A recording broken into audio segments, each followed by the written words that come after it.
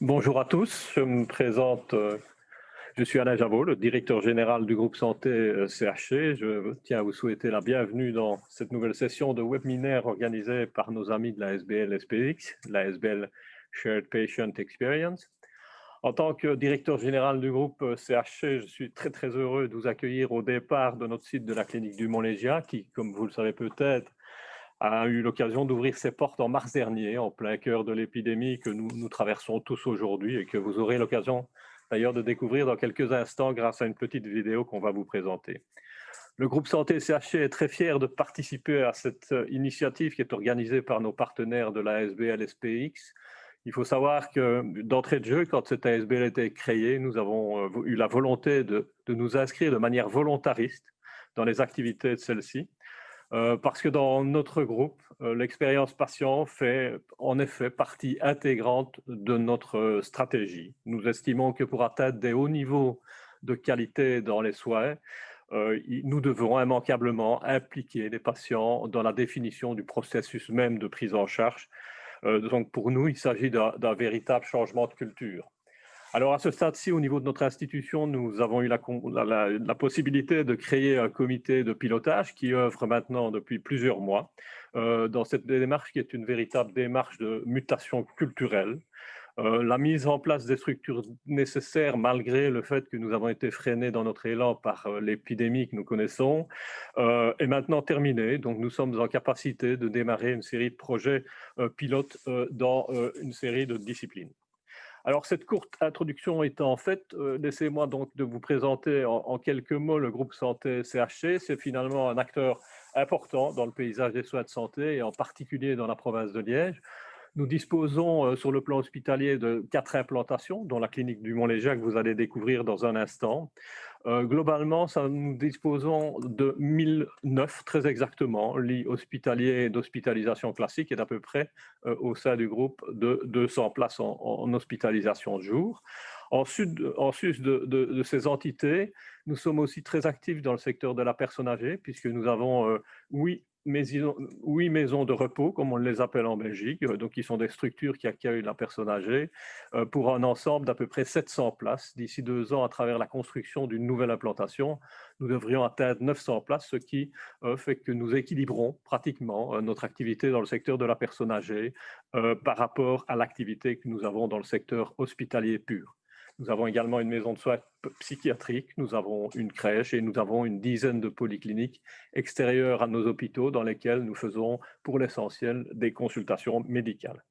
Le CHC dans son ensemble emploie 4 260 travailleurs salariés et à peu près 990 prestataires indépendants qui sont pour l'essentiel des médecins spécialistes. Alors, la situation étant ce qu'elle est, je veux vous en dire 2 mots par rapport au contexte Covid que nous connaissons. Je tiens quand même à remercier SPX pour son dynamisme et sa ténacité d'avoir maintenu finalement l'organisation de ce colloque sous forme d'un webinaire, malgré évidemment les difficultés que tout un chacun peut connaître.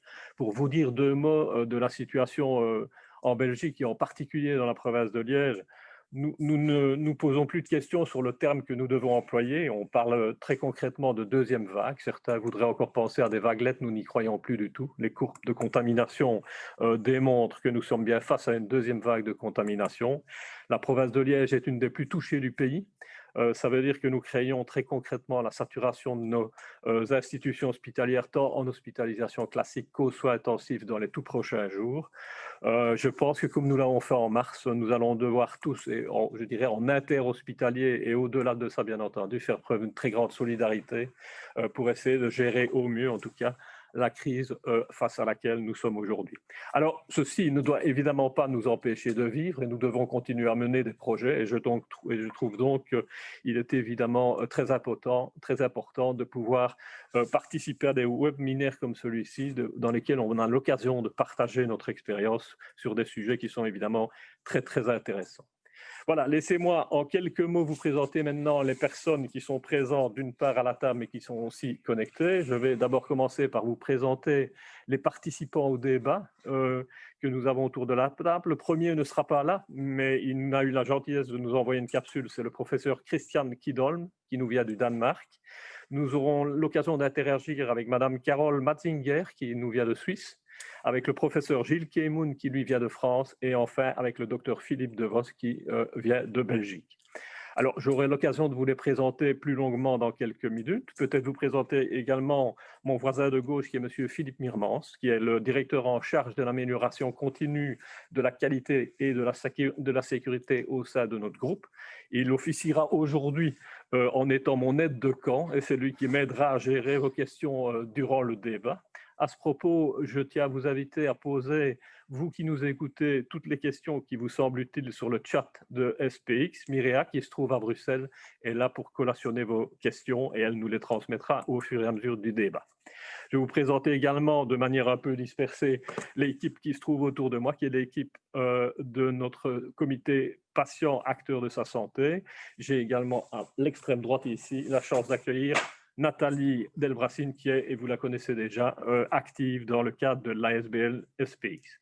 Voilà, avant d'entrer dans le vif de notre débat, comme je vous l'ai signalé, je vous propose de découvrir notre tout nouveau site ici à Liège, qui est donc la clinique du Mont-Léger.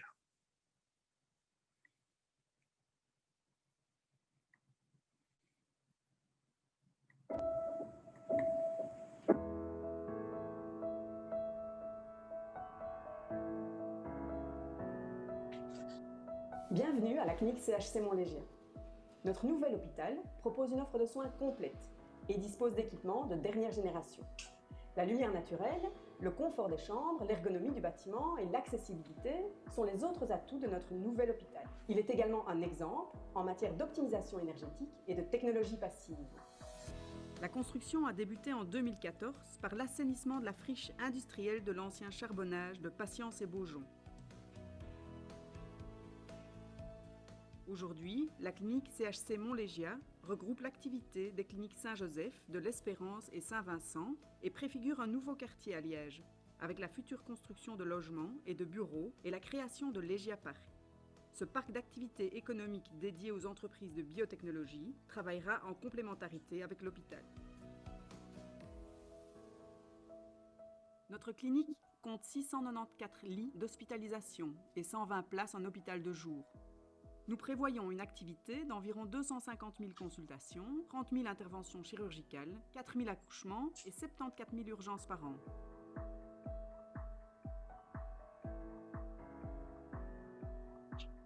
Plus de 2000 collaborateurs de tous métiers vous y accueillent et vous prennent en charge.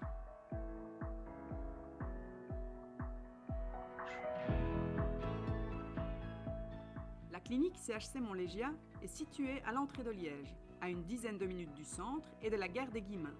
Elle jouit d'une accessibilité exemplaire par l'autoroute ou le quartier, en voiture, en bus ou encore en 2 roues, grâce au Ravel tout proche. Située sous les ailes d'hospitalisation, les parkings sont réservés aux patients et visiteurs. Ils conduisent directement dans la zone à proximité du service de destination. Certains services bénéficient de leur propre zone de stationnement. À l'entrée de la clinique, l'atrium donne sur les 2 rues intérieures qui guident les patients vers 2 ailes de consultation. Mère-enfant d'un côté, adulte de l'autre. Les services d'hospitalisation s'organisent selon la même répartition, avec d'un côté les services mère-enfant et la psychiatrie, et de l'autre les services adultes. À l'angle des 2 ailes d'hospitalisation se trouve le bâtiment médico-technique qui regroupe le bloc opératoire, les soins intensifs, le centre de réadaptation fonctionnelle, la dialyse, les laboratoires, la médecine nucléaire, l'imagerie médicale et les urgences. Les urgences, accessibles par l'arrière du bâtiment, accueillent les adultes et les enfants dans des structures distinctes avec des équipes spécifiques. Le service est à proximité immédiate de l'héliport et bien sûr du SAS des ambulances. Puisqu'en cas d'urgence, chaque minute compte, les urgences sont en lien direct avec l'imagerie médicale, le bloc opératoire, les soins intensifs et l'unité neurovasculaire. Toute la clinique dispose d'équipements médicaux dernier cri. Le bloc opératoire compte 16 salles et 4 salles interventionnelles et jouxte les 4 unités de soins intensifs.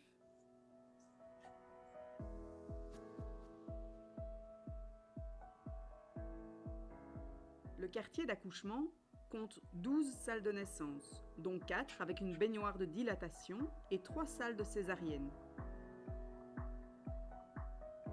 Au laboratoire, la chaîne d'analyse automatisée permet de traiter jusqu'à 1 million d'analyses par an.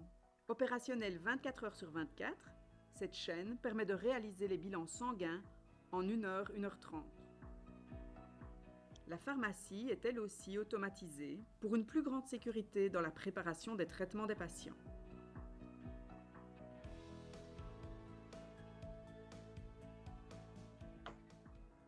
Dans les unités de soins en forme de croix, les distances sont réduites pour le confort des soignants comme des patients.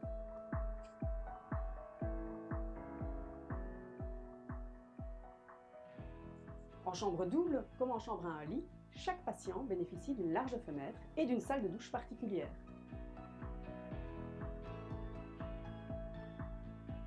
L'espace de convivialité de chaque unité de soins permet de sortir de sa chambre, prendre un café, bavarder, tout en restant dans le service. Situé au 5e étage, le restaurant self-service offre aux collaborateurs et aux accompagnants une vue imprenable sur la ville de Liège. Offrir le même accueil convivial et la même prise en charge personnalisée que dans les structures d'origine, c'est l'engagement de toutes les équipes de la clinique CHC Montlégien.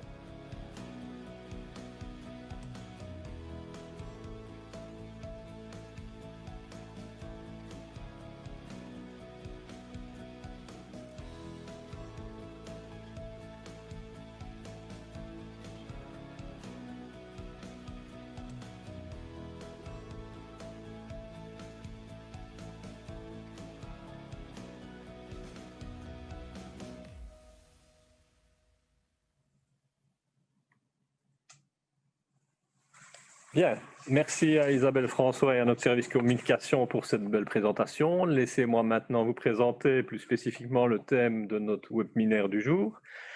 La pandémie que nous traversons a fait émerger, en tout cas dans notre pays, ici en Belgique, un besoin pour une solution qui jusqu'ici était encore un peu discrète finalement et peu exploitée. C'était le besoin d'activités finalement de consultation non présentielle, en d'autres mots le besoin en télémédecine.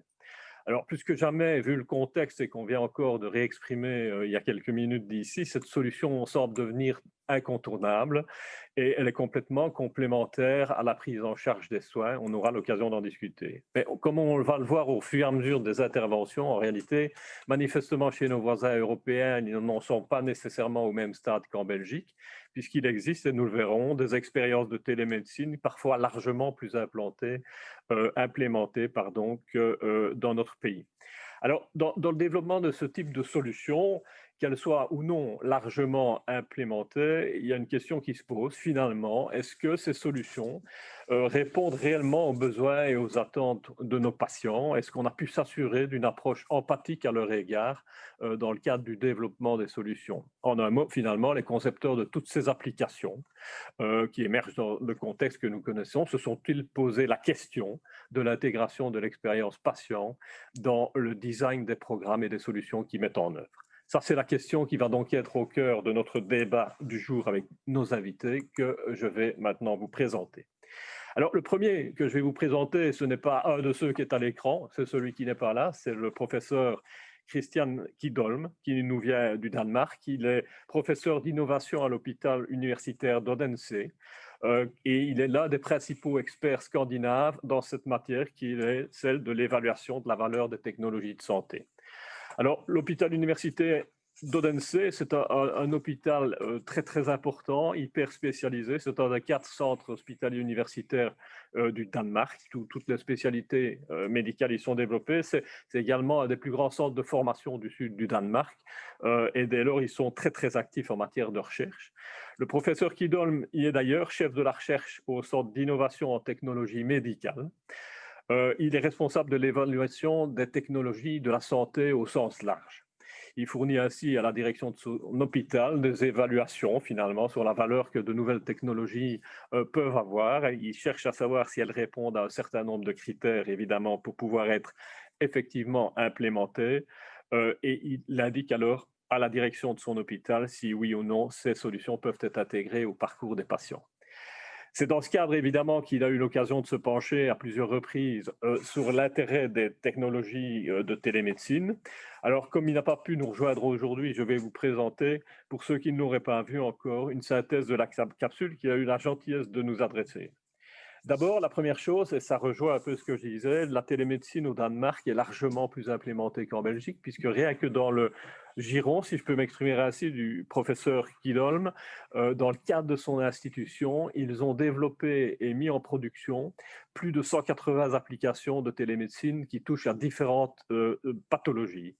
Rien que, et c'est ce qu'il nous dit dans la capsule, rien que l'an dernier, donc sur un exercice, sur un an, 30 860 patients ont téléchargé les applications. Et on est effectivement là très très loin de ce que nous connaissons au sein de notre pays. Alors la question qui lui a été posée, puisque c'était la thématique du webinaire, évidemment, c'est de savoir si dans le développement de ces applications, l'expérience patient était évidemment prise en compte et intégrée. Alors vous vous en doutez, avec une expérience de cette nature-là, la réponse est évidemment positive à cette question. La question, c'est effectivement de savoir comment ils font pour intégrer cette dimension-là dans le développement de leurs solutions. Alors, pour intégrer donc l'expérience patient dans la télémédecine, le professeur Kidholm recommande 3 axes. Le premier, c'est de s'intéresser, une fois que les applications sont développées, on aura l'occasion d'en discuter aussi avec les autres participants au débat, à la satisfaction du patient lors de l'utilisation de ces solutions. D'autre part, deuxième axe important pour lui, le fait d'impliquer le patient dans le design des nouveaux services de télémédecine. Et enfin, troisième dimension, c'est d'aller directement, quand on veut développer ce type de solution, vers de la co-construction. Alors, concernant d'abord la dimension de satisfaction des patients, le professeur Kidholm a développé en réalité un modèle d'évaluation, d'assessment, pour évaluer la valeur de la télémédecine ou des solutions de télémédecine qu'on lui proposait. Ce modèle qu'il a développé, qui s'appelle le MAST, est un modèle qui aujourd'hui est le plus répandu, le plus utilisé en Europe et qui a d'ailleurs été repris par la Commission européenne pour garantir l'évaluation complète et fondée dans la recherche sur la télémédecine dans le secteur des soins de santé.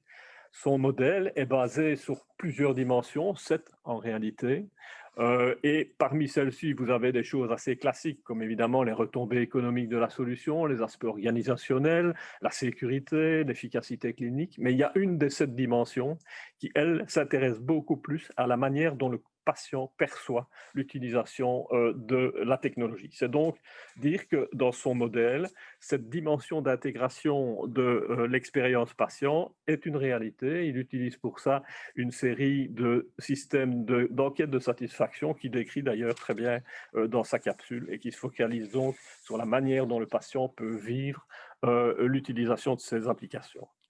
Concernant l'implication des patients dans le design des nouveaux services de télémédecine, il préconise une approche du design participative, une approche en 3 étapes. La première, c'est d'impliquer d'entrée de jeu les patients à travers des entretiens dans l'évaluation du besoin, qui est le besoin qui gravite autour de la pathologie, évidemment, qu'on cherche à prendre en charge. La deuxième chose, c'est qu'il considère qu'il faut utiliser aussi les citoyens, on le reverra par la suite, pour générer des idées. Il organise ainsi des groupes finalement de travail, des focus groups pour essayer de clarifier et d'amener sur la table une certaine forme de créativité. Une fois que ce travail est fait, et je pense que aussi dans nos orateurs, certains ont l'expérience de la chose. Il fait des tests et des retests avec des groupes avant de lancer définitivement les applications dans des parcours de soins au niveau des patients. Enfin, dernière chose, dans le troisième axe, c'est donc la co-construction, la coproduction, qui est finalement l'association entre les chercheurs, les citoyens et les usagers dans le processus de création. Ça a une vertu, selon lui, c'est que la recherche montre que dans le cadre d'une co-construction efficacement menée, on augmente très fort l'efficacité de l'implémentation de la solution. Il en explique les raisons à différents niveaux. D'abord, c'est une manière de rendre un peu au citoyen le pouvoir qu'il a par rapport à la prise en charge de sa pathologie. C'est reconnaître aussi la valeur du citoyen dans la création. C'est construire sur les compétences collectives, finalement, ce qui est toujours évidemment extrêmement important en termes de créativité. Et puis, ça permet de former de nouvelles communautés qui sont des communautés de recherche mutuelle entre chercheurs de profession et citoyens. En conclusion, le professeur Kidon nous donne quelques axes. Le premier, c'est que la situation pour lui, elle est définitivement incontournable. L'usage de la télémédecine va progresser encore dans le monde, soit par vidéo, soit par audio, et la surveillance aussi à domicile, on en parlera encore tout à l'heure, va continuer d'augmenter dans le temps. Qui reste quand même un fameux défi qui est le manque d'acceptation par les patients de ce type de solution versus ce qu'ils ont toujours connu, c'est-à-dire des consultations en face-to-face, en face-à-face, en présentiel. Et enfin, il préconise, et ça c'est la synthèse de ce que je viens de vous dire, une augmentation de la participation des patients et des usagers dans la création des solutions à travers les études de satisfaction, la co-création, la coproduction des solutions. Voilà, ça c'est le message que le professeur Kidholm a eu la gentillesse de nous faire parvenir à travers sa capsule que je vous invite à regarder si vous n'avez pas encore eu l'occasion de la consulter. Elle est très intéressante et nous permet de voir une expérience dans laquelle finalement un pays ou en tout cas une communauté médicale a mis en œuvre de manière très très importante ce type de solution. Voilà, ça c'est pour le premier invité. Je vais vous présenter non pas le mais la deuxième. Donc, je vais vous présenter maintenant Madame Carole Matzinger. Madame Matzinger, vous êtes aujourd'hui directrice générale chez soignez-moi.ch, qui est une plateforme dont vous allez nous expliquer la finalité dans quelques minutes. Alors, je pourrais dire de vous finalement que vous êtes une polydiplômée, puisque vous êtes à la base licenciée de HEC Lausanne, et que vous avez fait par ailleurs un master en gestion internationale, et puis que la vie a fait que vous avez migré vers le secteur des soins de santé et que vous avez complété votre formation par un master en gestion et économie de la santé.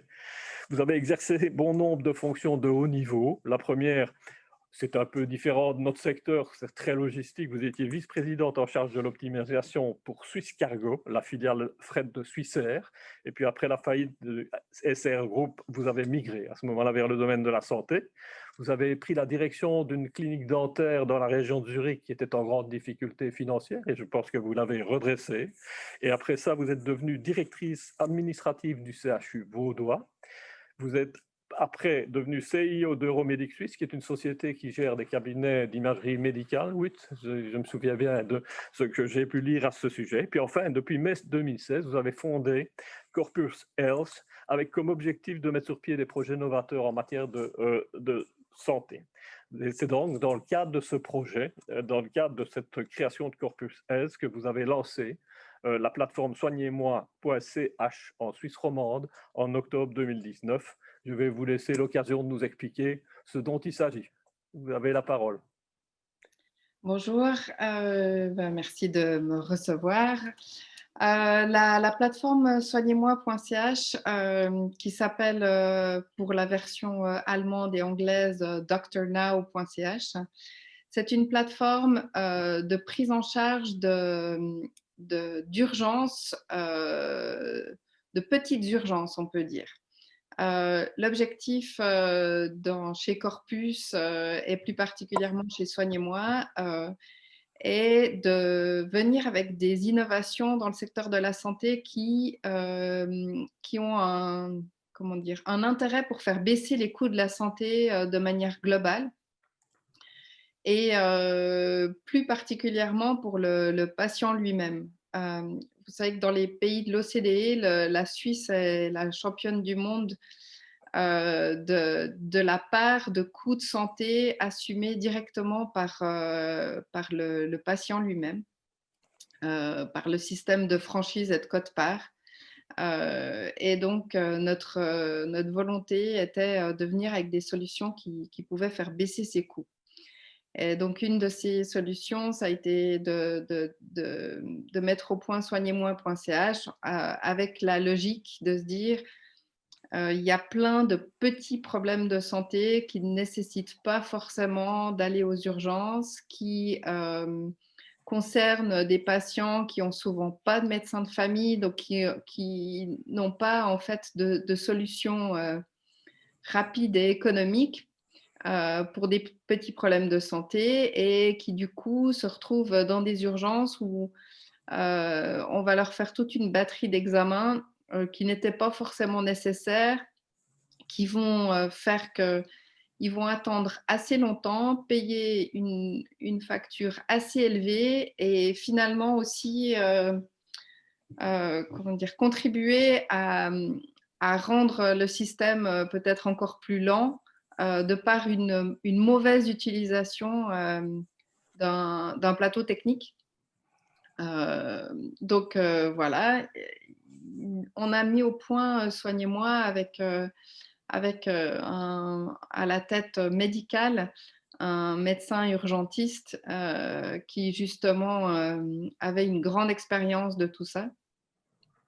Et donc la plateforme a comme fonctionnement en fait de faire une anamnèse par web qui fait qu'on va trier de manière très en amont les patients qu'on va rediriger, et ceci gratuitement, vers soit un médecin de famille, une permanence ou des urgences parce que leurs symptômes le nécessitent. Et je le dis gratuitement parce que c'était vraiment notre volonté de ne pas être une étape de plus et donc des coûts supplémentaires par rapport autant à l'assuré lui-même qu'à son assurance maladie dans la prise en charge. Donc cette partie-là est gratuite. Et des patients qu'il est possible de prendre en charge à distance, donc ceux qu'on va garder. Et donc, les patients vont faire l'anamnèse intégrale sur la plateforme. Et à la fin, on va leur dire, ben voilà, bonne nouvelle, on va vous prendre en charge à distance. Et à ce moment-là seulement, on va leur demander leurs données administratives pour pouvoir les prendre en charge. Un aspect aussi, il faut savoir que la télémédecine existe depuis assez longtemps en Suisse, une quinzaine d'années à peu près, et ce marché, si on peut dire, était occupé par deux acteurs dont les clients étaient principalement ou sont toujours principalement les assurances dans le sens où ils font du gatekeeping. Et donc, les patients appellent et puis expliquent leurs problèmes et donc on les autorise, disons, à aller voir un médecin. Et quand on a mis au point soignez-moi.ch, on voulait absolument éviter cela et que le client de Soignez-moi soit bien le patient et pas l'assurance. Et on voulait absolument éviter de demander à un patient d'expliquer toute son histoire pour finalement lui dire « Ah, ben, faut aller voir un médecin. » Super. Donc voilà, quand on parle de patient experience, c'était vraiment dans la genèse du projet de le faire comme ça. Très bien. Merci beaucoup, Madame Matzinger. Je vais maintenant présenter alors on reviendra évidemment vers vous pour le débat, le professeur Gilles Kemoun, merci aussi de nous avoir rejoints, professeur Kemoun. Vous êtes spécialiste en médecine physique et de réadaptation. Vous êtes ancien chef de service au CHU de Poitiers. Vous êtes également président de l'Institut de recherche sur le handicap et le vieillissement depuis 2003. Et depuis 2012, vous êtes coprésident du conseil scientifique de l'Association pour la promotion des nouvelles technologies au service des personnes en situation de handicap. En parallèle de vos activités cliniques, vous participez à de nombreux travaux sur l'organisation de la santé et les parcours personnalisés de soins, le développement des services aux patients et les innovations technologiques et digitales. Depuis 2013, vous accompagnez le groupe L100, qui est le deuxième groupe privé de cliniques, sur le parcours de soins, les innovations technologiques et la recherche. En 2014, vous cofondez Neuradom, start-up qui propose une plateforme intégrée de télérééducation sur le lieu de vie, basée sur des technologies digitales innovantes et en interaction avec les thérapeutes. C'est ce dont vous allez nous parler aujourd'hui. Je vous cède donc la parole. Merci beaucoup et merci de cette invitation et de cette initiative pour parler d'un sujet qui malheureusement redevient de façon bruyante d'actualité. Je vais partager mon écran juste pour avoir un petit support pour aider à la compréhension de notre propos. effectivement, j'ai axé une bonne partie de mon travail sur l'étude des parcours de soins et surtout à partir d'un constat que je fais pratiquement depuis le début de ma carrière, mais comme tous mes collègues, c'est les grandes difficultés d'accès aux soins de rééducation pour les patients qui en ont besoin, donc tous ces patients qui sont atteints d'un handicap soit transitoire, soit permanent. Et cet accès aux soins est extrêmement complexe, très inégalitaire, en tout cas insuffisant, et ne permet pas d'avoir la régularité et l'intensité et la durée d'accompagnement qui permet la meilleure récupération possible.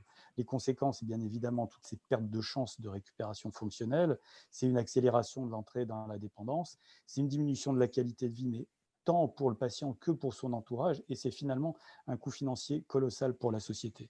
Alors, on s'est posé la question de savoir comment on pouvait améliorer cet accès aux soins de rééducation, et en particulier si la télérééducation pouvait, à un moment donné, permettre de répondre à cette problématique. Donc, la télérééducation, c'est la possibilité d'avoir des services de réadaptation et rééducation fournis à distance par des nouvelles technologies de communication et d'information.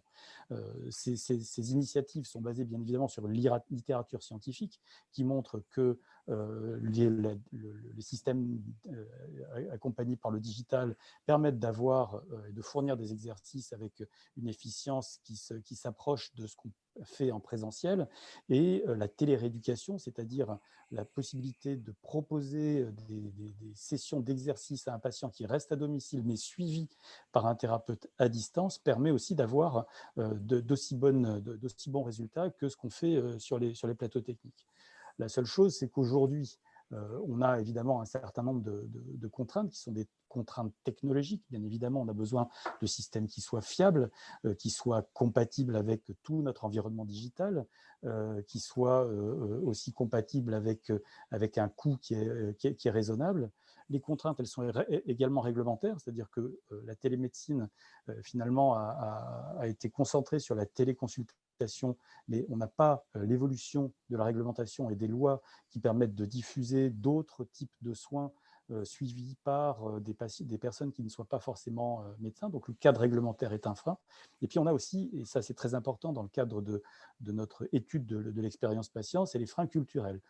Aujourd'hui, c'est difficile pour un certain nombre de personnes de concevoir, de pouvoir être suivi, accompagné, soigné à distance, même si le thérapeute est là. Et on a aussi des freins culturels au niveau des soignants et des thérapeutes qui, aujourd'hui, ont du mal, pour certains, à intégrer dans leur pratique et dans leur organisation quotidienne une nouvelle façon de travailler.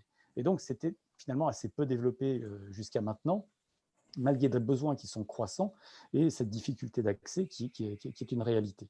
Et puis, on a eu le Covid. On a eu le Covid, vous l'avez dit tout à l'heure, les cabinets de kinésithérapeutes ont fermé, les hôpitaux de jour des centres de rééducation ont fermé, certains centres ont dû même réorienter une partie de leur lit vers des patients Covid, et on s'est retrouvé avec une quantité importante, très très importante de patients qui étaient confinés chez eux, qui étaient en cours de rééducation, qui ont dû tout stopper.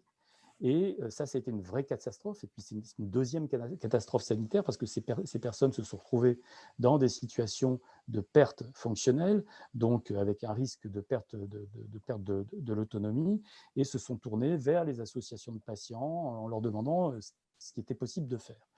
À ce moment-là, un certain nombre d'opérateurs, de start-up, de chercheurs ont essayé de trouver une solution pour adapter des systèmes et permettre aux gens de travailler à domicile. Comme vous le disiez tout à l'heure, j'ai fondé en 2014 Neuradome, qui était à l'origine un système pour permettre aux gens de travailler en autonomie à domicile, suivis à distance par leur thérapeute, en suivant des programmes d'exercices gamifiés de rééducation selon des protocoles personnalisés et avec un retour d'informations via des données de connexion. Et on s'est rendu compte à ce moment-là que c'était insuffisant parce que le contact présentiel n'était plus possible, même de façon ponctuelle. Donc, il fallait vraiment trouver un service intégré qui puisse permettre de suivre de façon complète le patient en distance sans possibilité de contact avec son thérapeute. Donc, on a élargi le service Neuradome pour en faire une véritable plateforme de coordination et de télésoins de rééducation qui associe ce service d'autorééducation supervisée qu'on va voir sur la slide d'après et un service de téléconsultation qui permet au patient d'être en contact direct avec son thérapeute, soit de façon synchrone telle qu'on l'est actuellement en ce moment, soit de façon asynchrone via des systèmes de vidéo que peut consulter le thérapeute de façon de façon conjointe à son agenda. Sur les exercices qui ont été créés sur la plateforme, ces exercices en fait sont créés à partir d'objectifs de rééducation tels qu'on les a sur le plateau technique, intégrés dans des scénarios gamifiés et qui peuvent être tout à fait adaptés et personnalisés pour chaque patient. La séquence est donc construite par le thérapeute, adaptée au patient, et le patient va pouvoir travailler quand il le peut, quand il le veut, et autant de fois qu'il le veut, sans limitation de durée, ce qui bien évidemment garantit une qualité de soins qu'on peut avoir difficilement avec le présentiel. Sur la partie téléconsultation, donc on a rajouté cette fonctionnalité qui permet donc au thérapeute de se mettre en lien avec son patient en l'appelant, évidemment de façon programmée et dans un agenda qui est prédéterminé et qui va pouvoir le faire travailler à distance ou échanger ou recueillir un certain nombre de difficultés, et tout cela évidemment sans contact. Alors, bien évidemment, on parlait d'évaluation et c'est fondamental d'être confortable par rapport à toutes les contraintes, difficultés ou freins vis-à-vis des patients et vis-à-vis des thérapeutes. Donc, on a évalué ce service tant au niveau des patients que des thérapeutes et on a co-construit avec eux aussi ce système, et on a bien vérifié, on pourra en parler tout à l'heure si vous le souhaitez, on a bien vérifié qu'effectivement c'était complètement compatible avec un usage pour tous les utilisateurs. Très bien, merci beaucoup professeur. Je propose maintenant de vous présenter le troisième intervenant, en tout cas en live ici, le docteur Philippe Devos. Docteur Philippe Devos, nous nous connaissons. Hein. Vous êtes anesthésiste et médecin intensiviste de formation. Vous êtes actuellement le chef de service adjoint des soins intensifs de notre groupe santé CHC et le chef associé du service d'anesthésie depuis 2015. Alors, vous êtes, je dirais, très attiré en tout cas par l'évolution des sciences du management, puisque vous avez fait évoluer en tout cas les services dont vous avez eu la responsabilité vers un management de type participatif bottom-up, orienté innovation et lean. Vous avez fait ça notamment dans le service des soins intensifs, ici dans le groupe santé CHC. Vous êtes engagé il y a 8 ans dans le conseil médical de votre hôpital, et je dirais même de notre hôpital. Et depuis, vous en êtes le président, ce qui m'amène de temps en temps à vous rencontrer avec ce type de mission dans l'institution. Depuis 11 ans, vous êtes par ailleurs impliqué dans la défense professionnelle via l'APSIM, l'Association belge pour les syndicats médicaux, dont vous êtes maintenant le président depuis 2019. Et vous êtes particulièrement sensible à l'accompagnement des familles en réanimation, hein, comme je viens de le signaler. En particulier, vous avez tenté de faire évoluer votre service d'un service de soins centré sur le médecin vers un service centré sur la famille. Vous avez milité pendant des années pour humaniser la pratique de tous les soignants au sein des soins intensifs. Vous soulignez que depuis la période de confinement, la population et les médecins ont profondément changé leur avis sur la télémédecine. En tout cas, c'est ce que nous avons vécu ici en Belgique. Je vous cède donc la parole.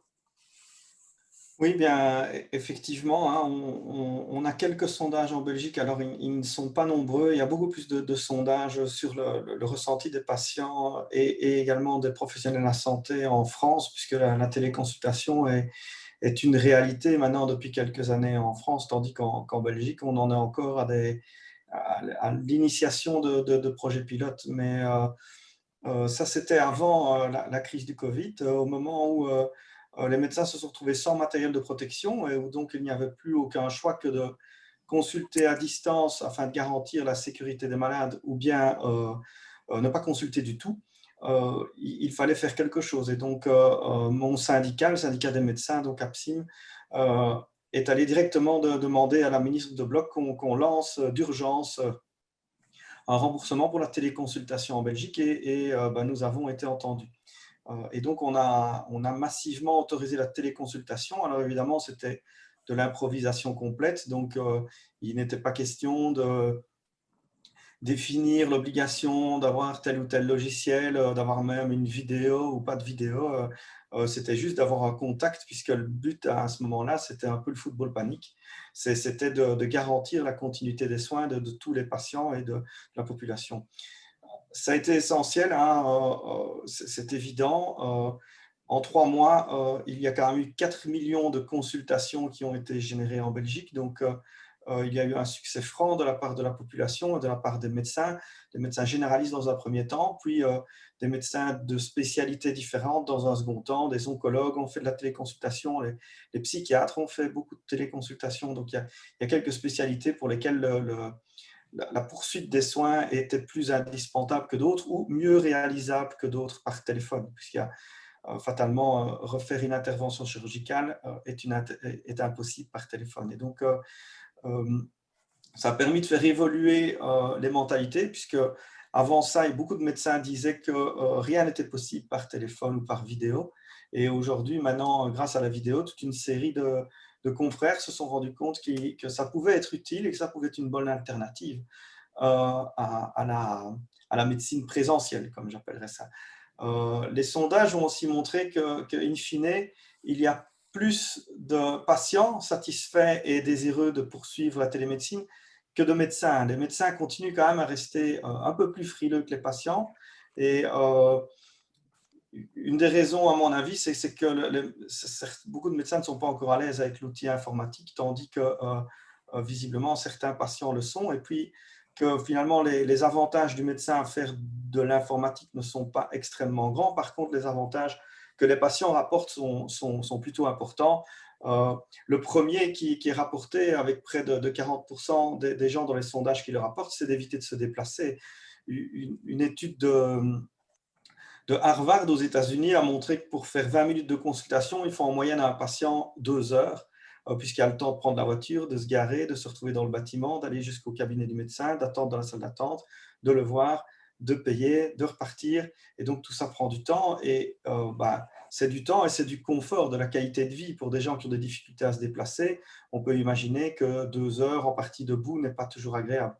Et donc, il est évident qu'il y a un certain nombre de patients qui sont intéressés par la télémédecine en Belgique et que contrairement à ce que certains politiques imaginaient que notre pays était trop petit et que les médecins sont trop proches de la population que pour avoir un même besoin qu'en France, où on a pensé ça pour les zones très rurales, les fameux déserts médicaux français, on se rend compte qu'à la fois en France et en Belgique, la consommation entre guillemets, de soins médicaux à distance a été forte dans les grandes villes. Et donc, c'est plus dans les grandes villes, peut-être à cause de la mobilité ou peut-être à cause du profil des patients, que la téléconsultation a un besoin. Et donc, la demande de la PSIM maintenant, c'est de passer à une phase adulte, maintenant qu'on a découvert la phase enfant de la téléconsultation, et d'aller vraiment faire quelque chose de correctement organisé avec vraiment tout un système simplifié d'utilisation pour le patient et pour le médecin, en mettant des balises de manière à définir correctement l'ensemble des choses, puisqu'il y a une demande. Alors en attendant, ici, on va continuer à faire la forme infantile de cette téléconsultation lors de la deuxième vague. Cette forme de consultation est toujours disponible et pour le moment, la médecine générale étant de nouveau en difficulté, je pense que la téléconsultation va être une alternative rapide qui va permettre aux gens d'être vus, ce qui semble actuellement difficile dans certaines zones de notre pays à cause de l'explosion du nombre de cas Covid. Mais notre objectif reste, d'ici 2021, de lancer quelque chose de beaucoup plus mature et de beaucoup plus adapté aux besoins des patients avant tout, et puis aux nécessités de confidentialité et autres également des patients, mais tout en permettant d'amener une qualité de médecine identique à la présentielle pour les médecins et de permettre une organisation de ce type. Très bien, merci docteur. Peut-être avant d'entrer dans le vif de notre débat et pour compléter notre tour d'horizon, on va faire une petite incursion, un petit arrêt sur image en évoquant le retour de 2 enquêtes. D'une part, une enquête réalisée auprès des professionnels du CHC et d'autre part, une enquête qui a été réalisée très récemment auprès des affiliés de différentes mutualités en Belgique. En ce qui concerne le groupe santé CHC, nous avons interviewé et interrogé en interne un panel de médecins, de psychologues, diététiciens, sages-femmes, afin qu'ils nous fassent part de leur expérience, finalement, dans le contexte que le docteur Devos vient de rappeler, expérience de télémédecine, donc en période de pandémie. Par ailleurs, le questionnaire qui a été adressé au niveau des mutualités a été adressé à plus de 8000 affiliés. Ils ont répondu, 5500 réponses. C'est donc très significatif et est exploitable. Il en ressort, comme le docteur Devos vient de le signaler, que les Belges se disent satisfaits de ce type de consultation, mais qui formulent évidemment un certain nombre de recommandations pour améliorer les choses. Je vais céder la parole à Madame Stevens, qui est à mes côtés, qui est coordinatrice des itinéraires cliniques au groupe santé CHC et qui va vous présenter, elle est membre aussi du bureau patient acteur de sa santé et qui va nous présenter une brève synthèse de ces 2 enquêtes.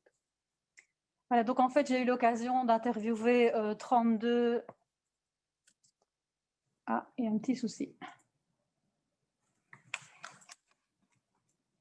Voilà. Encore une. Voilà, donc j'ai eu l'occasion d'interviewer 32 personnes, 2 tiers de médecins, 1 tiers d'autres professionnels, comme vous a dit M. Javot. Alors, lors de la proposition de téléconsultation en début de pandémie, 50% étaient pour, 13% étaient contre et 37% n'étaient ni pour ni contre. Et en fait, quand on regarde, 91% du panel ont eu recours à la téléconsultation. Alors, quel type ont-ils utilisé? C'était principalement par téléphone pour 62%, en associant les téléphones et les mails pour 14%, 7% seulement ont fait de la vidéo seule et 17% ont fait vidéo et ou téléphone. Alors, les difficultés rencontrées, principalement pour la vidéo, sont d'ordre technique. Ils nous ont tous évoqué, de manière mais vraiment presque unanime, des coupures, des problèmes d'équipement tant d'un côté que de l'autre, donc tant au niveau des patients que des professionnels. Au départ, il y a eu beaucoup de petits trucs et ficelles qui se sont donnés l'un à l'autre et certains ont trouvé vraiment une solution qui leur convenait de manière un peu plus évidente. Alors, au niveau organisationnel, ce qu'ils mettent en évidence, c'est la disponibilité des patients. Et ça a créé énormément de difficultés et de pertes de temps parce qu'on essayait de joindre un patient, ce patient n'était pas disponible, il fallait le rappeler et donc ça faisait perdre énormément de temps au niveau organisationnel.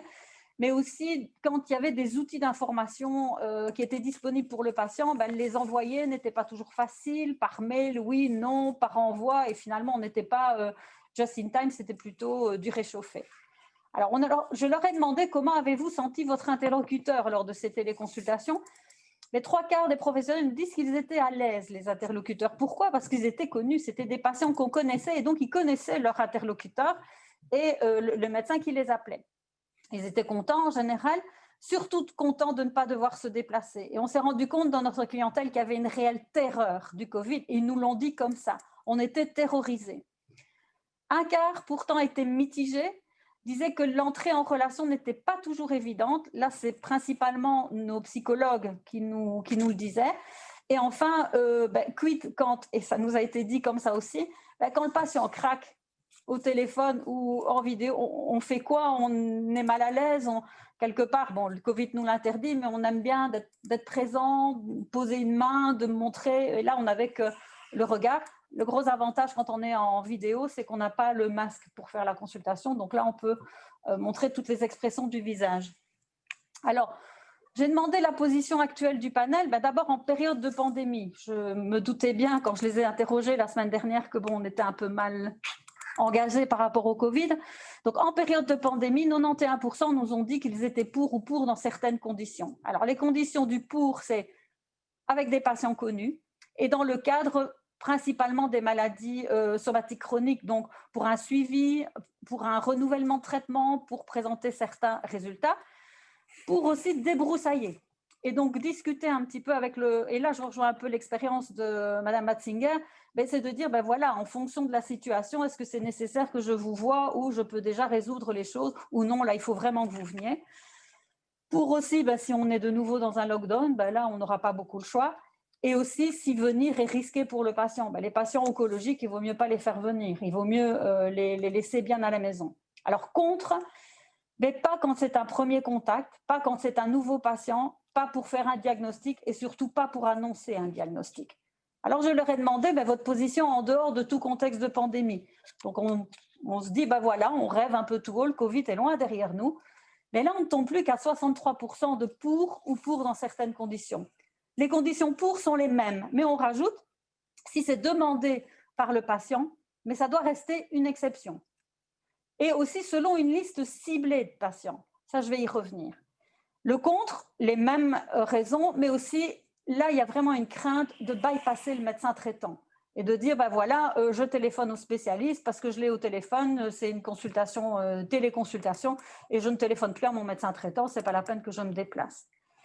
Mais on remarque aussi que 37% sont tout à fait contre.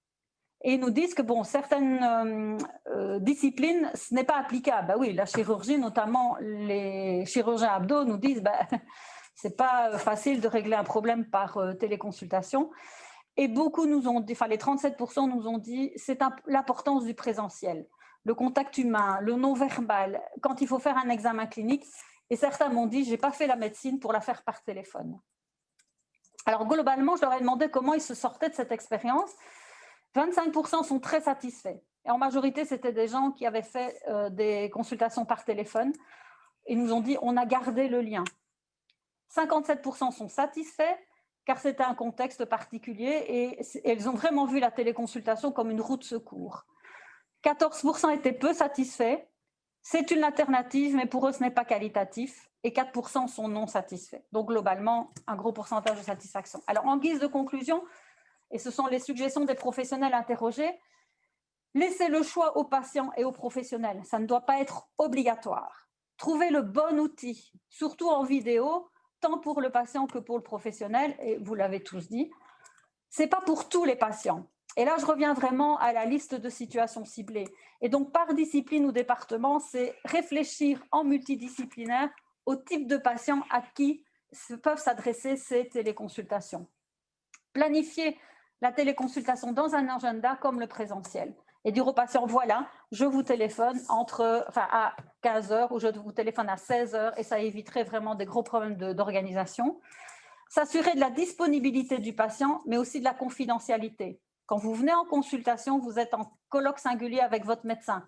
Quand vous faites de la téléconsultation, vous êtes en plein milieu de votre living avec les enfants qui jouent, avec la grand-mère qui tricote dans un coin et finalement tout le monde entend et il n'y a pas de confidentialité. L'importance aussi de l'adhésion des patients au réseau Santé Wallon, ça c'est pour nous en Belgique.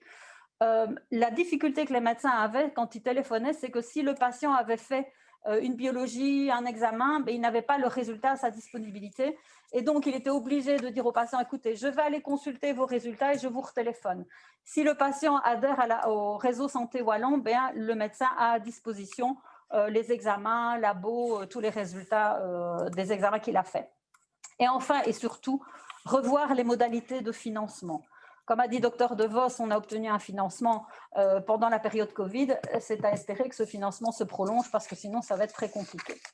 Alors, selon l'enquête dont a parlé M. Javot, qui a été faite auprès des affiliés des mutuelles, les Belges sont satisfaits, oui, en effet, pendant le confinement. Par contre, les conseils qu'ils donnent, c'est qu'il faut que ça reste complémentaire au contact physique. Il ne faut pas que toutes les consultations se fassent par téléphone.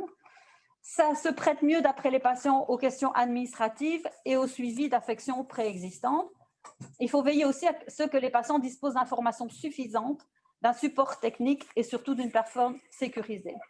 Et enfin, les recommandations du Centre fédéral d'expertise en Belgique, les dernières recommandations au niveau de la téléconsultation, de la télémédecine, disent que le développement doit se faire de manière progressive de ces vidéoconsultations, que ça doit se faire pour le suivi des maladies somatiques chroniques, à condition de, tant pour les prestataires que pour les patients, que ce soit un moyen de communication alternatif, complémentaire, après en avoir informé correctement le patient, qu'il faut prendre en compte les conditions connexes, c'est-à-dire des recommandations qui vont nous venir des organisations professionnelles, mais aussi des associations de patients. Ces recommandations sont encore à rédiger. Et là, on rejoint vraiment tout ce que vous nous avez dit, c'est qu'il fallait coproduire avec les patients. Et enfin, qu'on doit disposer des aptitudes nécessaires à l'utilisation de ce mode de communication, tant pour les professionnels que pour les patients. Et enfin, les vidéoconsultations sont soumises aux principes généraux de bonne pratique en vigueur. Ça doit être évalué et adapté si nécessaire, c'est-à-dire, entre autres, le rapportage, les aspects éthiques, cliniques, juridiques, techniques, organisationnels et financiers. Je vous remercie. Merci, Madame Stevens. Bien, je vous propose d'entamer maintenant notre débat. J'ai une première question que je souhaiterais peut-être poser, juste de clarification au docteur De Vos. On emploie beaucoup le terme télémédecine, mais finalement, la télémédecine, ça recouvre quoi exactement? Est-ce qu'il y a différents types de télémédecine?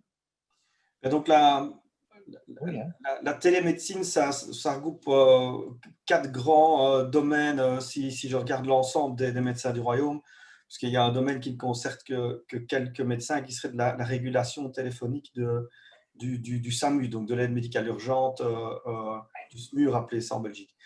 Sinon, les 4 grands domaines, bien, c'est la téléconsultation, donc téléconsultation où un patient et un médecin sont en contact l'un avec l'autre pour réaliser l'équivalent d'une consultation, mais à distance. La téléexpertise est un contact de médecin à médecin pour discuter d'un cas clinique. C'est par exemple un dermatologue qui enverrait un médecin généraliste plutôt qui enverrait à un dermatologue une photo d'une lésion de peau et qui demanderait son avis. La troisième, c'est le télémonitoring. Le télémonitoring, donc, c'est le médecin qui reçoit à distance des informations de son patient qui sont récoltées au cours de la journée. Il y a certains pacemakers qui sont occupés de cette fonction et ainsi le cardiologue reçoit toutes les informations d'un incident qui s'est passé avec son patient pendant la nuit quand il arrive le matin à son cabinet. Et la dernière chose, c'est de la téléassistance. Donc, ça, c'est utilisé pour certaines spécialités, comme les soins intensifs. C'est un médecin qui est dans un hôpital en train d'opérer ou de s'occuper de patients de soins intensifs, et un autre médecin plus expert dans un autre hôpital, à distance, le regarde travailler et lui donne des conseils en direct. Donc, c'est une espèce de supervision d'actes, mais à distance.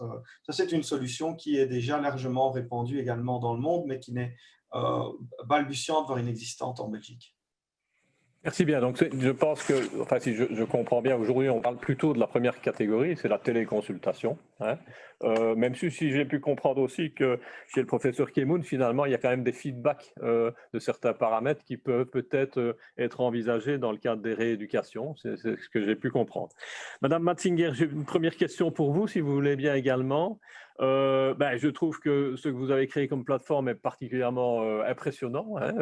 On aura l'occasion de débattre entre nous de finalement de la pertinence en fonction des patients. Mais la question, c'est finalement, l'idée, elle vient de vous.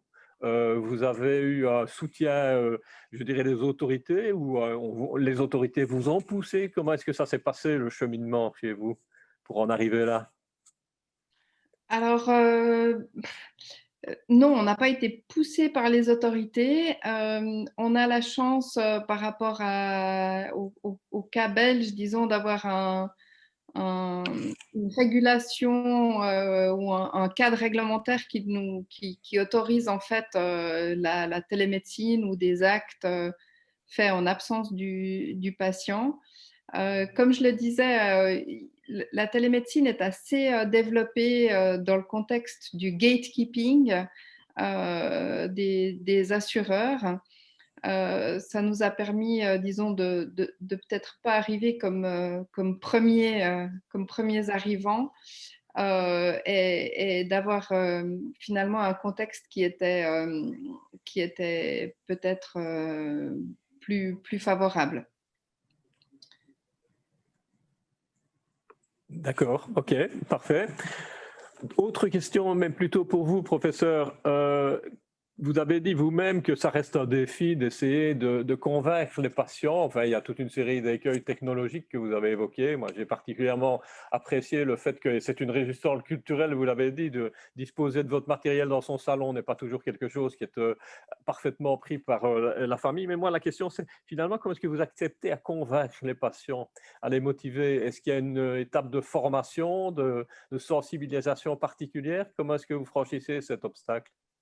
Alors, il y a deux façons de franchir cet obstacle.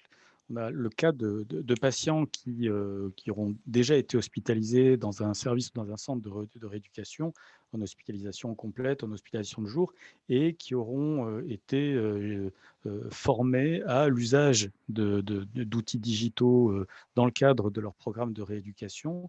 Et l'idée de pouvoir poursuivre le même programme à domicile est quelque chose qu'ils aiment vraiment beaucoup. Et donc, ce n'est pas très compliqué de les convaincre de pouvoir adopter ce système et de le mettre effectivement quelquefois dans leur salon. La difficulté, c'est des patients qui seraient à domicile, et c'est le cas qu'on a eu fréquemment pendant le confinement, et qui requièrent des soins de rééducation sans pouvoir se déplacer dans le cabinet du kinésithérapeute. Et là, on a le problème de tous les problèmes technologiques. Déjà, le problème de la compatibilité de leur environnement informatique à la possibilité d'installer un système qui va nécessiter une liaison web et un petit peu de technologie.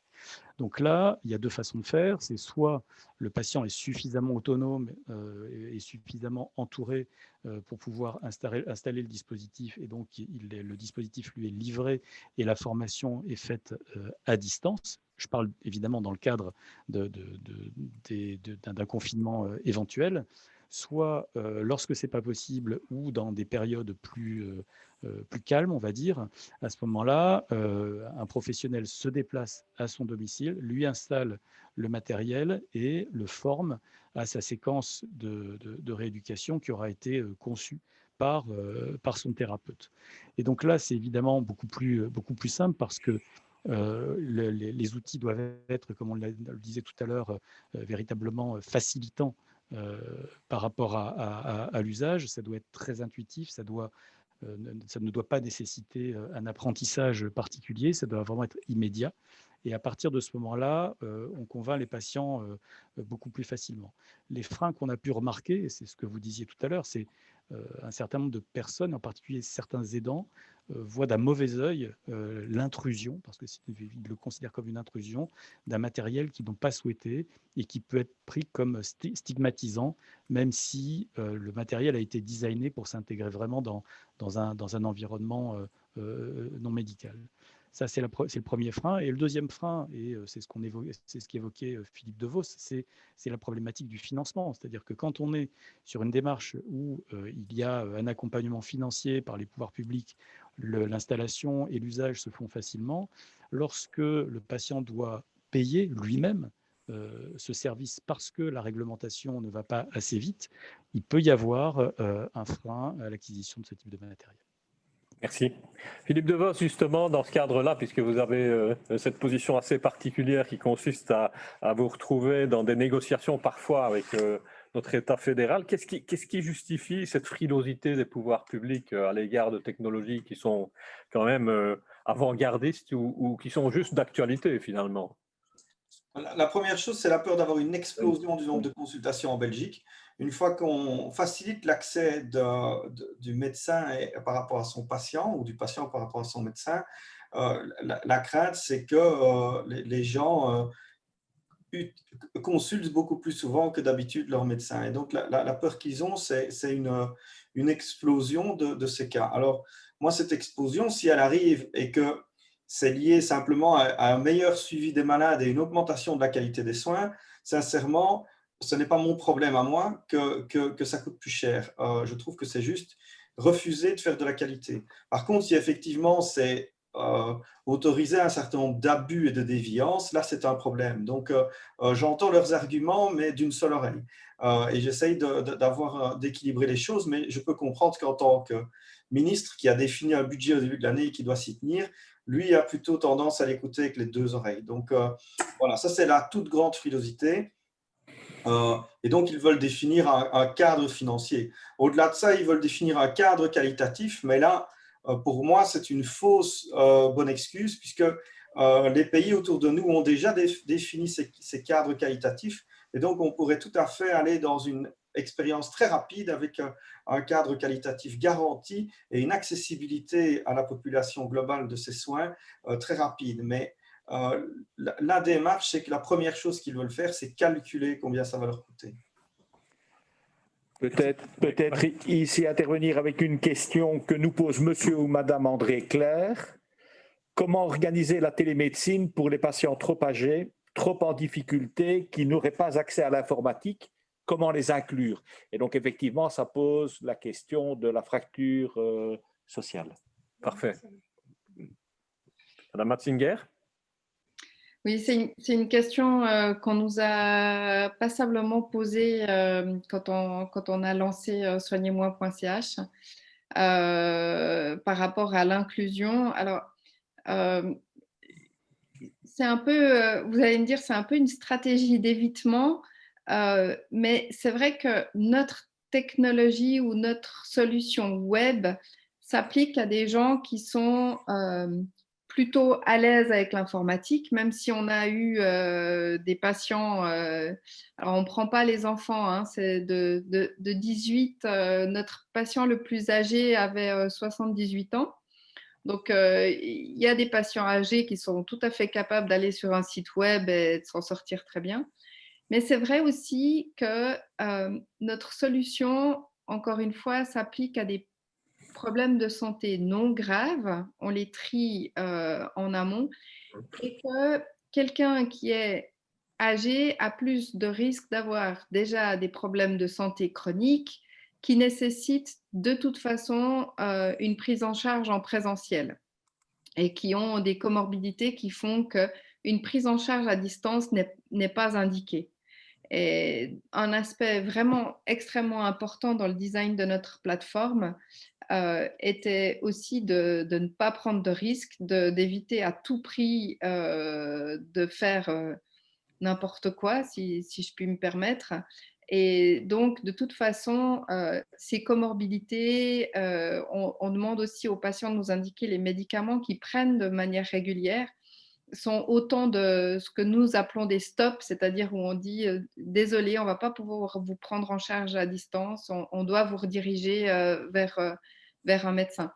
Donc, c'est vrai que du coup, autant d'un point de vue médical que d'utilisation de la plateforme, notre outil finalement est plus ou moins dirigé vers des gens qui sont globalement en bonne santé.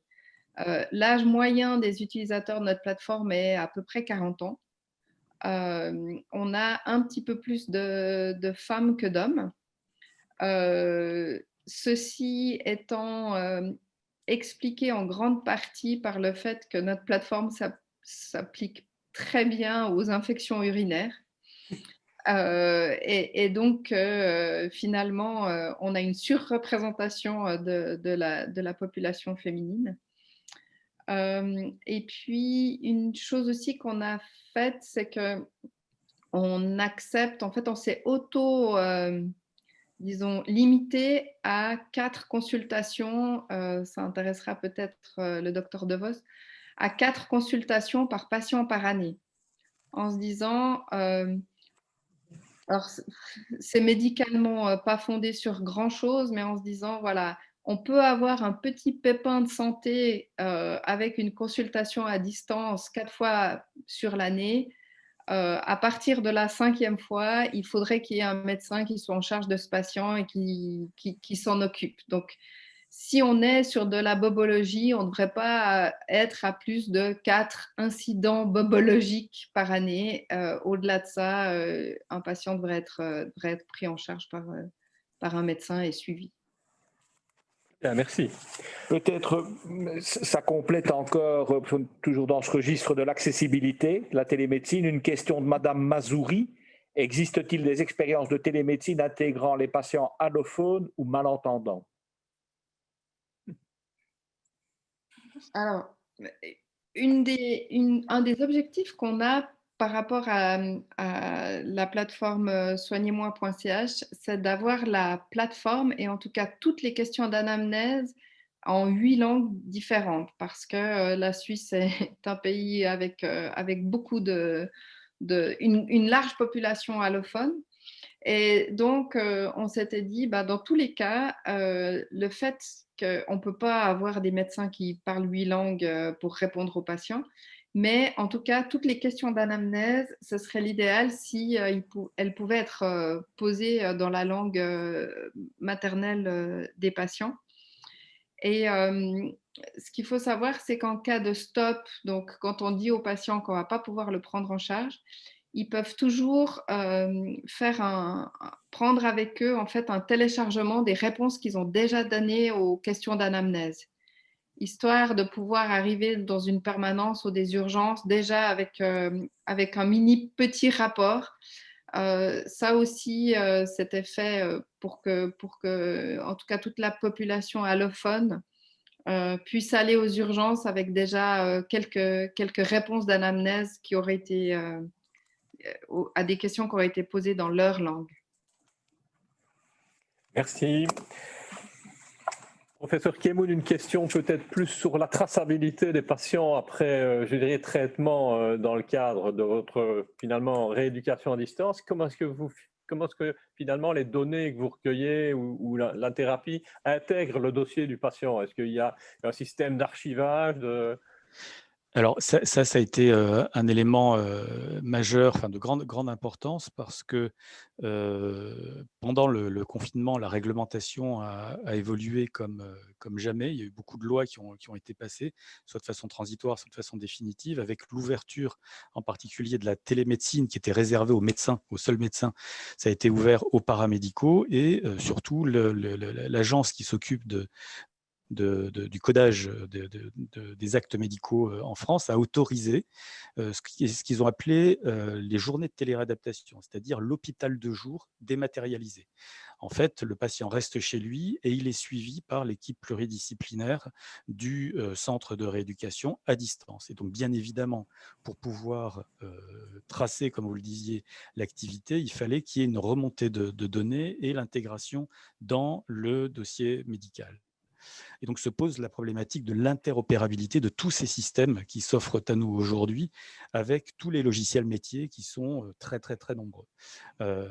L'idée, c'est effectivement de pouvoir avoir un retour de données quand le patient se connecte. Ces données sont archivées dans un serveur et toutes les données de connexion, que ce soit le travail que fait le patient formellement, que ce soit les rendez-vous de téléconsultation, que ce soit les vidéos asynchrones qui sont prises, tout cela retourne sur le bureau virtuel du thérapeute, sur son ordinateur, et toutes ces données peuvent être exportées sur un format qui est compatible avec n'importe quel logiciel, puisque c'est soit des formats PDF, soit des formats tableurs, vers le dossier personnalisé, le dossier du patient informatisé. Et donc, ça peut rentrer en ligne de compte dans l'histoire de la maladie du patient, mais aussi dans les nécessités pour coder et donc valoriser ces journées auprès de l'assurance maladie. Parfait. Alors, merci. Docteur Devos, une question de querelle d'école, si je peux dire, puisque j'ai regardé les capsules de tout le monde. Donc, dans votre capsule, vous dites, oui, OK, télémédecine, c'est bien, mais peut-être à partir de la deuxième consultation. Si je vois l'expérience suisse dans laquelle Madame s'est engagée, c'est dès la première consultation. Alors, la première question, c'est qu'est-ce que vous en pensez? Et puis, question sous-jacente, puisqu'elle a déjà été évoquée, est-ce que c'est la solution miracle à notre problème d'urgence? Alors, en fait, donc je rejoins ce qui a été aussi dit, qu'il faut définir des cadres et entre guillemets des indications. Il y a des choses qui peuvent se faire dès la première consultation et il y a des choses pour lesquelles la première consultation est essentielle pour créer un lien d'adhésion thérapeutique. Il est vraiment essentiel pour de nombreux patients d'avoir une confiance, et pour les médecins d'avoir confiance en leurs patients aussi, d'établir une confiance réciproque qui va faire que quand on va sortir de la consultation, on va se dire, oui, je pense que c'est ça qu'il faut pour moi et donc je vais prendre le traitement parce que, un, je l'ai compris et deux, j'y adhère. Cette relation, il y a quand même quelques études qui montrent qu'elle va au-delà d'une relation purement vidéo de communication exclusivement orale. Il y a du non-verbal, il y a l'examen clinique, apparemment le fait d'avoir un rapport de peau à peau par l'examen clinique peut entraîner une relation beaucoup plus profonde entre le soignant et le soigné. Et ce genre de choses donc, est probablement indispensable pour un certain nombre de pathologies et pour un certain nombre de soignants. Je suis sûr, ça pour les soignants et également pour les soignés. Et donc, dans cette logique-là, la première consultation, c'est quand même une consultation clé. Hein. On sait quand on est patient si ça va coller ou si ça ne va pas coller. Hein. On sort de là, on se dit, ah, je vais prendre un autre médecin. Je pense qu'il ne faut pas la rater. Et on n'a qu'une chance de faire une fois une bonne impression. Hein. Et donc, dans une majorité des cas, il faudrait rendre obligatoire cette première consultation présentielle. Maintenant, dans certaines indications comme de la médecine assez simple, comme disait ma collègue bobologie, mais ça peut être ça, là, en pré-tri aux urgences, ça a tout à fait son utilité. D'ailleurs, c'est ce que la crise Covid montre, hein, c'est que ça a cette utilité-là. En situation d'impossibilité de se déplacer, ça peut être aussi une alternative. Je pense à des gens qui seraient coincés chez eux, personnes âgées, incapables de se déplacer et qui ne voudraient pas embêter les services d'urgence. Oui. Consultation d'anesthésie où le premier contact de confiance a été créé avec le chirurgien. On entre dans un processus de soins et au cours de ce processus, on a invité à rencontrer d'autres intervenants. Ça peut aussi rentrer là-dedans. Donc, voilà, je pense que la première consultation doit être la règle pour une consultation classique, mais il y a toute une série d'autres indications à côté pour lesquelles on pourrait justifier une exception à cette règle. Il ne faut pas la rendre trop stricte. En France, je sais qu'elle est inscrite dans la loi et qu'on ne peut pas y déroger. Et je sais que beaucoup de confrères se plaignent de cette rigidité juridique qui a été imposée en France. Merci beaucoup. Vous l'avez souligné, parfois, évidemment, il peut y avoir des interactions qui sont non pas altérées, mais en tout cas très différentes d'une interaction face à face. Madame Mansinger, vous qui avez l'habitude avec une équipe qui, effectivement, est souvent en contact avec les patients, est-ce qu'il y a des conseils spécifiques à donner sur le plan de la communication? Est-ce qu'il y a des choses à faire en vidéo qu'on ne doit pas faire en face à face et inversement? Alors, comment dire? On a un processus de sélection assez strict pour les médecins qu'on engage à soigner moins. On exige d'eux qu'ils aient une activité en médecine normale. On ne veut pas des médecins hors sol, comme les tomates des fois le sont.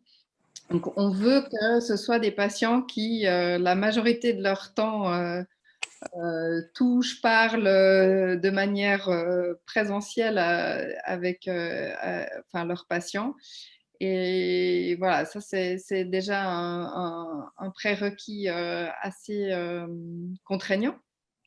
Ensuite, on passe pas mal de temps à les former et à leur, en fait, à les tester dans des situations existantes. On voit comment ils réagissent, leur habitude finalement d'écouter et d'entendre tout ce que les patients leur disent. Par rapport j'avais une remarque par rapport à la première consultation qui devrait être présentielle et puis tout ça. C'est vrai que nous, on est sur un créneau très particulier finalement d'une médecine d'urgence, pas parce qu'elle est grave, mais parce que en fait, c'est des choses qui sont très embêtantes pour le patient et pour lesquelles ils veulent une solution rapidement.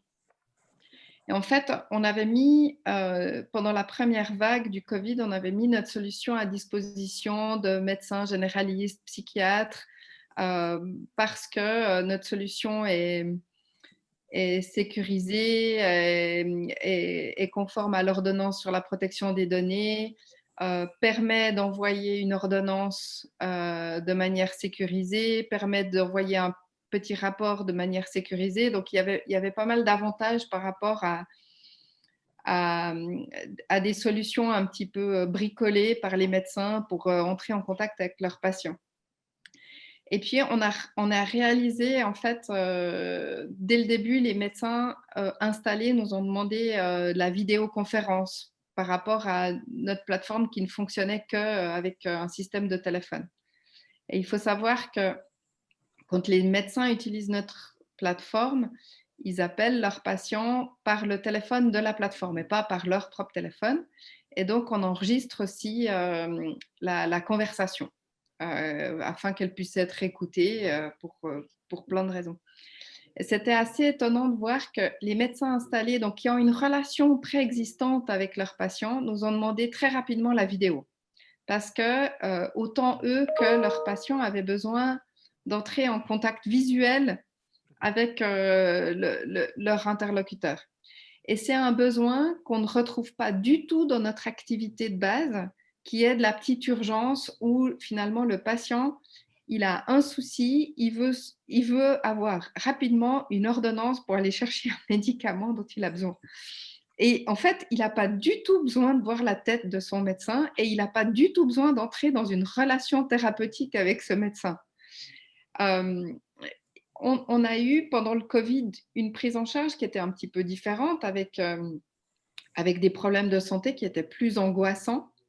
Et on a eu pas mal de patients qu'on a dû rappeler. Donc, vous savez que Soignez-moi, on demande des nouvelles du patient de manière systématique après un laps de temps. Et donc, souvent, en fait, par les angoisses qu'une affection au Covid pouvait générer, nos médecins rappelaient les patients. Et puis là, c'était aussi étonnant de voir qu'au deuxième appel, des fois, les patients demandaient en fait la vidéo alors qu'ils ne l'avaient pas du tout demandé la première fois. Donc effectivement, la relation du patient avec son médecin change aussi en fonction de ses besoins, de ses angoisses et finalement du but de sa consultation. C'est ça. Merci beaucoup. Professeur Kemoun, peut-être une dernière question à votre niveau. Hein, finalement, dans les interactions que vous pouvez avoir avec les patients, est-ce que vous avez senti que quelque chose changeait? Vous avez exprimé, hein, on s'est exprimé à plusieurs reprises, l'angoisse par rapport à l'épidémie. Est-ce que le comportement a changé pendant la crise? Et finalement, question peut-être impertinente, mais c'est pour la télémédecine en général. Est-ce que la crise Covid a été une opportunité pour le développement de la télémédecine?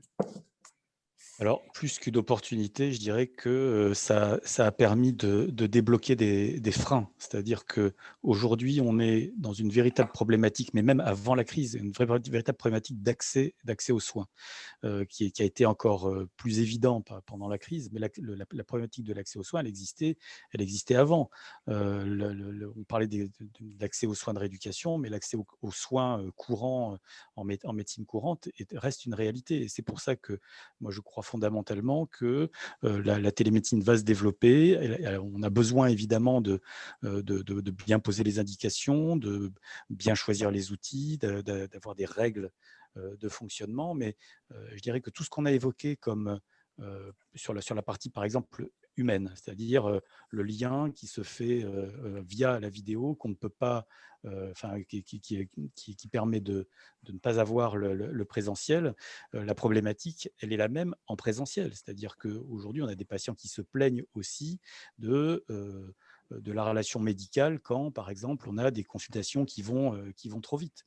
Donc, je pense que ce qu'on constate et ce qu'on vit en télémédecine, on le vit aussi dans le présentiel. Je pense qu'il faut s'appuyer sur ce qu'on a expérimenté dans le présentiel pour ne pas le reproduire dans le dématérialisé. Mais aujourd'hui, la télémédecine va prendre sa place et va permettre, en tout cas c'est le but, va permettre de combler les trous dans la raquette, c'est-à-dire de véritablement avoir des parcours de soins avec un suivi et un accompagnement du patient d'un bout à l'autre de son épisode de soins. Les patients, ce qui nous ont fait remonter, c'était ça en fait.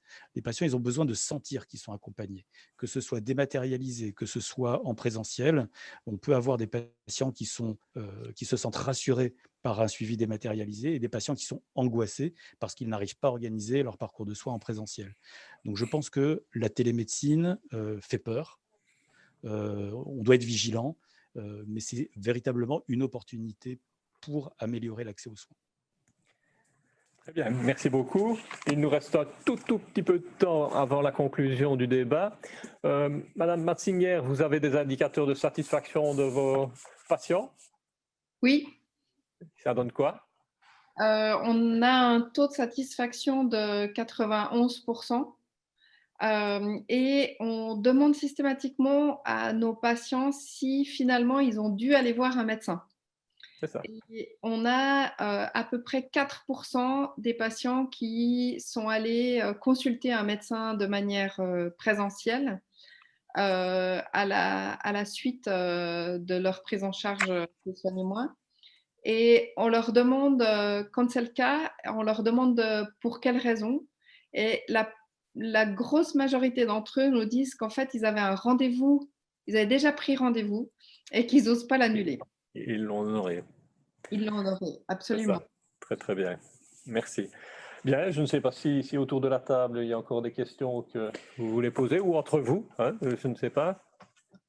Il y a en tout cas une personne qui nous propose, pour améliorer l'accessibilité, il pourrait être utile de penser à deux choses. Imaginer des bureaux facilement accessibles, pas loin du domicile, dans les communes, avec l'accompagnement adéquat et avec une garantie de confidentialité. Donc voilà, réponse à l'éventuel problème d'accessibilité pour certaines personnes. Voilà. Très bien, je vous propose peut-être en quelques mots de conclure. Ici, nous avons une question. Pensez-vous que le modèle de plateforme de soins pourrait être une réponse au problème de l'engorgement des services d'urgence? Madame Matzinger, vous faites un tabac. Donc, 82% sont favorables à ce type de solution. Vous êtes la bienvenue en Belgique dès que vous le souhaitez. Il faudrait évidemment que l'épidémie se ralentisse un petit peu. Voilà. Simplement, en conclusion, je pense qu'on peut dire que l'avènement de la télémédecine, s'il n'est pas déjà là, il est inéluctable demain, que par contre, ça présuppose en tout cas une approche hyper professionnelle. On ne s'improvise pas, un peu comme nous l'avons vécu, docteur De Vos en Belgique, je veux dire, on ne s'improvise pas tout de suite capable de faire de la télémédecine, ça doit être structuré, on l'a vu, on doit tenir compte de manière extrêmement importante des besoins des patients et de leur expérience. Ça veut dire que le feedback est aussi très, très important pour tenter d'affiner les choses. On a vu qu'il y avait quand même aussi beaucoup de contraintes technologiques et qu'il y a des fractures numériques qui peuvent et qui doivent être levées. On a vu que les conditions d'organisation, la place, on a parlé des locaux, le salon, etc., ce sont des choses qui doivent être mises en œuvre. Et finalement, je dirais quelque part en conclusion, c'est qu'il n'est pas possible de mettre en place de la télémédecine sans avoir une vision très multidisciplinaire de l'approche. En tout cas dans la conception des solutions qui sont lancées. Et je dirais que la chose qu'on peut constater ici à travers les expériences qui sont évoquées, c'est que finalement, le monde hospitalier, le monde des prestataires que vous êtes, chacun dans vos disciplines, est finalement un peu en avance, encore une fois de plus, par rapport aux décisions que pourraient prendre nos régulateurs, puisque les combats restent les mêmes un peu dans tous les pays. C'est qu'il faut pouvoir trouver des finances pour mettre ça en place et que s'il n'y a pas de pionniers, finalement, les choses n'avancent pas et on convainc beaucoup plus difficilement. Voilà, je tiens à vous remercier tous les trois et également tous les gens qui nous ont suivis pendant toute cette session pour en tout cas votre participation très active, pour les capsules que vous avez eu la gentillesse de nous communiquer. Je peux vous dire qu'à titre personnel, je suis très impressionné en tout cas par les expériences que vous avez relatées. Je vois qu'on a encore pas mal de travail en Belgique, n'est-ce pas, docteur De Vos, et que nous serons, vous et moi, les pourfendeurs de certaines réalités très locales. Voilà, merci à tous, bonne fin de journée. Je vous souhaite une bonne fin de journée. Pardon.